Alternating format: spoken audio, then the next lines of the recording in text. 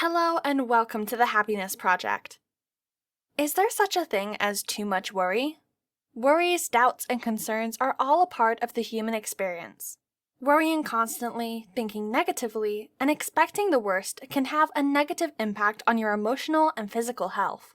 It can deplete your emotional strength, make you jittery and restless, create sleeplessness, headaches, stomach issues, muscle strain, and make it difficult to concentrate at work or school. There is no denying the constant pressure and everyday stress we are faced with nowadays is taking a toll on our health. If not addressed correctly, it may cause possible damage to our life and happiness. In today's video, we want to guide you on reducing your anxiety and stopping constant thinking. If you enjoy videos like these, make sure to subscribe to the channel and click that notification bell. Like, share, and comment saying I subscribed, and we'll personally make sure to reply to them. Now, let's get into it. How can you cope with worrying by thinking positively? Take notice of your ideas and put them on hold. The first stage is to become aware and stop your negative self-talk. What you think and believe about yourself and your experiences is referred to as self-talk. It's like you're listening to a podcast in your thoughts. It's possible that your self-talk is sensible and beneficial. It could also be nasty and unhelpful. Ask about your thoughts. The next step is to determine whether your thoughts are beneficial or detrimental. Take a look at what you're telling yourself. Is there any proof to back up your negative opinion? It's possible that some of your self-talk is accurate. Alternatively, you could be partially accurate but overstated. Examining is one of the finest ways to determine if you're overthinking. What are the possibilities that the horrible thing you're afraid of will actually happen? What are the chances that you are genuinely in danger of losing your job if you get a job interview with one minor critique among numerous compliments?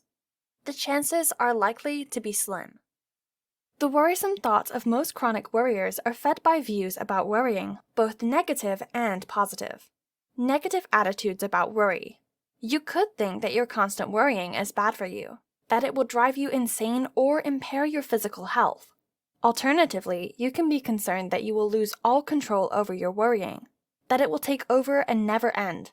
While negative ideas about worrying, such as worrying about worrying, can increase anxiety and prolonged worry, good thoughts about worrying can be just as harmful. Positive attitudes about worry. You may believe that worrying prevents unpleasant things from happening, prepares you for the worst, or leads to answers. Maybe you convince yourself that if you think about a problem long enough, you'll figure it out eventually.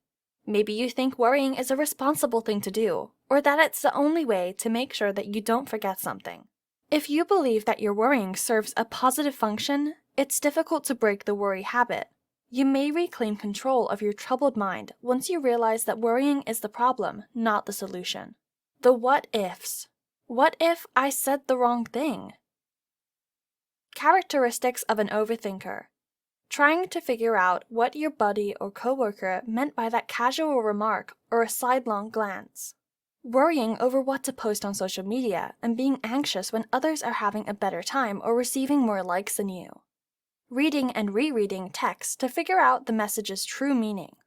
Your thoughts are dominated by what ifs and shoulds, as if an unseen jury is passing judgment on your life and finding it wanting. You're having trouble sleeping since all of your thinking and fretting is keeping you awake at night. Feeling sorry for yourself and berating yourself for your perceived shortcomings. In an attempt to quiet the tyranny of your overworking brain, you may consume excessive amounts of alcohol. You're unable to be true to yourself because you're too preoccupied with figuring out what other people want, need, and think. Overthinking is a bad habit that you should correct. Yes, you heard that correctly. Overthinking is, for the most part, there are always exceptions, a habit that we develop. Thoughts are nothing more than that. Another technique for dealing with negative thoughts that is commonly utilized in modern treatment is to recognize that the thoughts aren't facts. Untrue thoughts are taken as truths in the case of flight anxiety, for example. Despite the fact that flight is the safest mode of transportation, those who are afraid of flying accept their ideas and concerns as truth and act on them by refusing to fly. Make your brain happy by tricking it. People who are tormented by obsessive thoughts, on the other hand, may not necessarily pick beneficial techniques to divert themselves from them, such as mindfulness. Practice mindfulness. Mindfulness techniques involve paying attention to the present moment sensations without criticizing them. Mindfulness allows you to step back from your thoughts and be more present in the current moment. Several pieces of research have demonstrated that mindfulness reduces stress-related behaviors like rumination and worrying, because focusing on the present moment eliminates anxiety about other issues. Mindfulness can be practiced by paying attention to your body and environment throughout everyday tasks. For example, when you go to work in the morning, you can concentrate on feeling the breeze, listening intently to birds, feeling the gravel beneath your feet, and keeping track of your breath. Create a daily worry period to help you quit worrying. When anxiety and concern take over your thoughts and distract you from work, school, or your personal life, it's difficult to be effective in your everyday tasks. This is when the worry deferral approach comes in handy. Allow yourself to experience an anxious thought rather than trying to stop it or get rid of it. Instead of obsessing over it, give yourself permission to have it. Make a worry period for yourself. Set a specific time and location for worrying. It should be the same day every day, for example, when you're parking your car. And begin early enough that it does not cause anxiety immediately before night. You are free to worry about anything, whatever is on your mind throughout your worry period. The remainder of the day, on the other hand, is worry-free. There are a variety of activities that may be utilized to divert attention away from ruminating, and people should pick the one that works the best for them. Some instances are as follows. Play some music. Pick up a book and read it. Wash your hair in a hot shower. Exercising or dancing. Speak with a friend, not about the problem. Watch a film.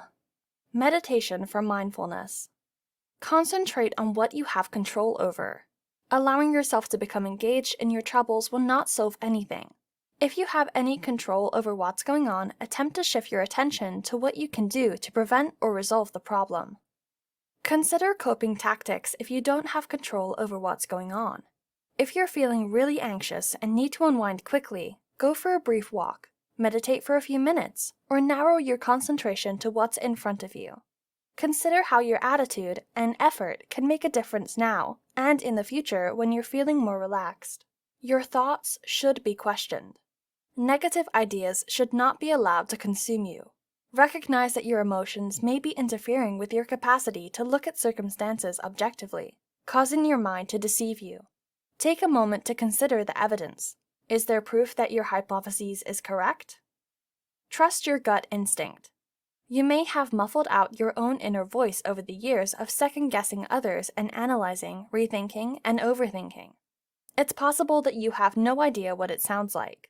While it may take time and patience to trust your gut, listening into your intuition impulses can be the first step towards acting on your own terms rather than being locked in a loop of overthinking. Ground yourself. When you feel yourself overthinking, bring awareness to your physical surroundings to break the habit. Place your feet firmly on the ground. Sit tall in your chair and lean towards the back of it, paying attention to how it feels on your back. Thank your mind. It may sound stupid, but thanking your mind can help you break the habit of overthinking. Remember that the mind believes it is protecting you. Therefore, acknowledging what it is doing is the first step towards reclaiming your authority. To make your overthinking mind less serious, professionals suggest giving it a name. Thanks for your assistance, Anne, but I've got this, you can say. Consult a therapist. If overthinking is wrecking your life and you're worried about spiraling into depression or anxiety as a result of your thoughts, talking to a therapist can help you make sense of it all. Therapy can aid in the development of your self-identity and the establishment of a stronger foundation, allowing you to live in the present rather than worrying about the future. We'd like to hear your thoughts. What do you think of this video? Don't forget to subscribe to the channel if you want to see more of these, and make sure to check the description box below for our best recommendations to get you started. Also check out our other videos as well. Thanks for watching, see you in the next video!